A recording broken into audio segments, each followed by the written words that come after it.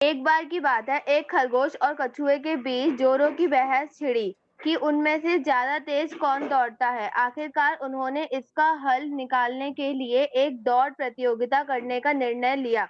दोनों ने मिलकर दौड़ के लिए एक रास्ता तय किया और अगले दिन सुबह सुबह दौड़ शुरू कर दी।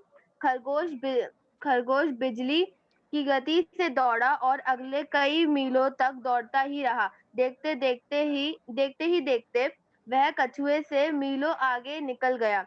कुछ देर बाद जब उसने पीछे पलटकर देखा तो दूर दूर तक कछुए का कोई नामो निशान न दिखा। खरगोश खुशी से फूला न समाया और पेट पकड़कर हंसने लगा। अभी उसने बगल में नीम का एक पेड़ देखा। उसका मन हुआ कि थोड़ी देर सुस्ता लिया जाए। उसने मन में ही उसने मन ही मन सोचा, वैसे भी कचकर खरगोश पेड़ के नीचे पसर गया। पर यह क्या, वह तो पलक झपकते ही गहरी नींद में चला गया। जब अपने ही खर्राटों से उसकी नींद खुली तो सुबह से शाम हो चुकी थी। खरगोश के होश उड़ गए। एक बार फिर वह आंधी की तरह दौड़ा और दौड़ की अंत सीमा पर जा पहुंचा। वहां पर कछुआ पहले से ही मौजूद था। कछुआ दौड़ जीत चुका था।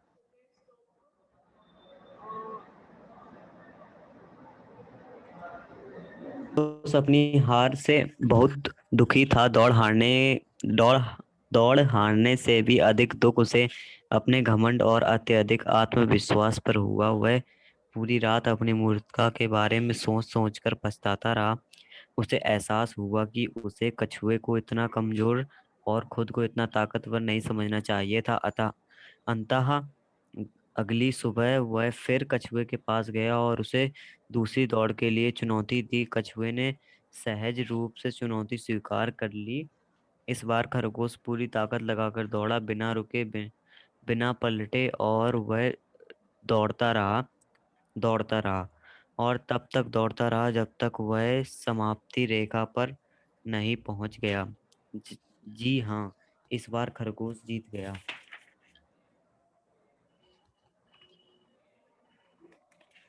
बात इसमें प्रश्न ठीक है, दिया है, प्रश्न पूछे। इसमें प्रश्न दिया है, क्या इस बार भी खरगोश गलती करेगा? मैम क्या? ओ मैम। प्रश्न दिया है, क्या खरगोश इस बार गलती करेगा? नो ओ मैम। मैम। मैम बिकॉज वो नो अब तो मैम, सीख नहीं। चुका है ना उस गलती से। वो कर चुका है तो वो उस गलती को क्यों दोबारा दोहराएगा? नहीं। Yes ma'am. गलती यस से मैम। सीखे। प्रियांशी, भाग 3 पढ़िए आप। Okay ma'am. इस बार कछुआ परेशान था।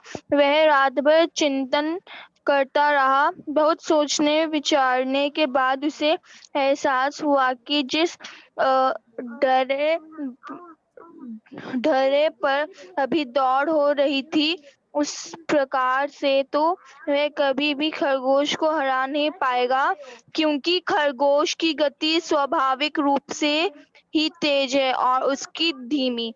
अतः अब उसे कुछ और तरकीब सोचनी होगी। इसी उधेड़बुन में कछुआ रात भर सो न पाया।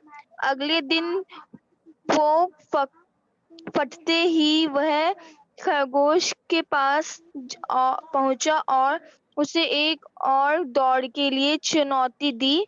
पर इस बार उसने शर्त रखी कि दौड़ की राह कुछ अलग होगी। खरगोश ने फट से हाँ कर दी। उन दोनों ने फिर से दौड़ शुरू की। खरगोश पूरी तरह से सतर्क और किसी भी प्रकार की मूर्खता से बचने के लिए पूरी तरह से तैयार था।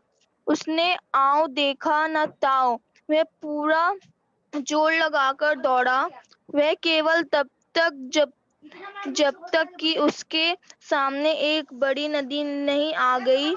समाप्ति रेखा बड़ी नदी के उस पार थी। खरगोश के हाथ पांव फूलने लगे थे और चेहरे पर 12 बज रहे थे। उसे कुछ नहीं सूझ रहा था। इतनी देर में कछुआ आया, नदी में कूदा और तैरकर नदी पार कर ली। देखते ही देखते कछुआ दौड़ जीत गया। खरगोश मन महसूस कर रह गया।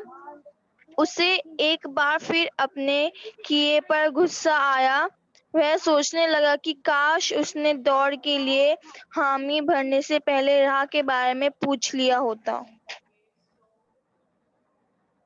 बिना समय गवाए खरगोश और कछुए ने आपसी नोकझोंक बुलाकर एक दूसरे की तरफ दोस्ती का हाथ बढ़ाया और एक जोड़े के रूप में दौड़ प्रतियोगिता में अपना नाम लिखवा दिया। दौड़ का दिन आया और जंगल के सभी जोड़े इशारा मिलते ही दौड़ पड़े।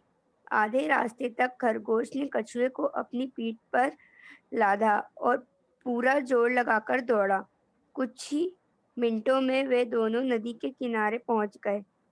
वहां पहुंचते ही कछुए ने खरगोश को अपनी पीठ पर बैठाया और झट से तैरकर नदी पार कर ली। जी हाँ, इस बार वे दोनों एक ही दल के रूप में दौड़ रहे थे। पूरा जंगल उनकी आपसी समझ और सूझबूझ देखकर हैरान था। अब दोनों ने क्या किया दौड़ जीतने के लिए?